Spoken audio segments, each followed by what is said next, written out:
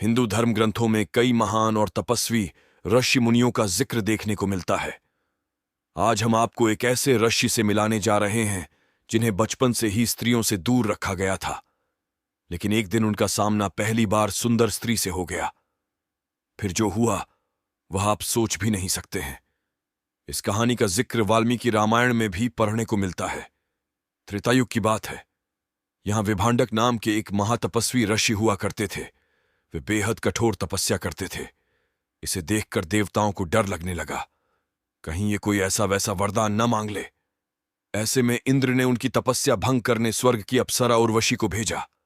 उर्वशी का सौंदर्य देख विभांडक पिघल गए। उन्होंने तपस्या छोड़ डीच सुंदरी संग मिलन किया, जिससे ऋष्य श्रृंग का जन्म हुआ। बेटे को पैदा करते ही उर्वशी स्वर्गलोक लौट गई। इससे ऋषि विभांडक का दिल टूट गया। फिर उन्होंने प्रण लिया कि वह अपने पुत्र पर कभी स्त्री का साया नहीं पड़ने देंगे। वे बेटे ऋष्य श्रृंग को घने जंगल में पालने लगे। बचपन से जवानी तक ऋष्य श्रृंग ने किसी स्त्री को नहीं देखा। उन्हें तो ये भी नहीं पता कि वह कैसी दिखती है।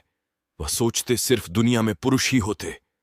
इस बीच अंगदेश में अकाल पड़िच गया। इसके राजा रोमपाद को कुलगुरु ने सलाह दी कि आप अपने राज्य में ऋष्य श्रृंग को ले आएं। यह अकाल समाप्त हो जाएगा। राजा ने अपनी सबसे सुंदर देवदासी को यह काम दिया। देवदासी चोरी चुपके ऋष्य श्रृंग के पास चली गई। उसका रंग रूप देख ऋष्य श्रृंग पगला गए। वह जोश से भर उठे।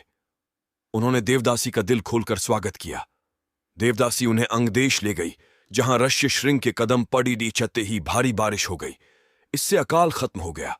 शाम को जब पिता विभांडक आए तो ऋष्य श्रृंग ने उन्हें पूरी कहानी बताई। इससे ऋषि विभांडक बहुत नाराज हुए। वे अंगदेश जाकर राजा रोमपाद को श्राप देने लगे, लेकिन राजा ने अपनी बेटी शांता का विवाह ऋष्य श्रृंग से कर उनका क्रोध शांत कर दिया। बता दें कि शांता अयोध्या के राजा दशरथ की पुत्री थी। राजा रोमपाद उनके मित्र थे। उनसे उन्होंने शांता को गोद लिया था।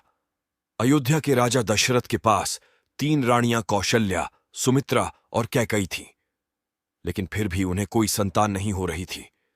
ऐसे में अपने वंश को आगे बढ़ाने के लिए उन्होंने पुत्र का मेष्ठ यज्ञ करवाया। इस यागत को ऋष्य श्रृंग ने ही किया था। इसके बाद उन्हें 4 बेटे श्री राम, भरत, लक्ष्मण और शत्रुघ्न प्राप्त हुए।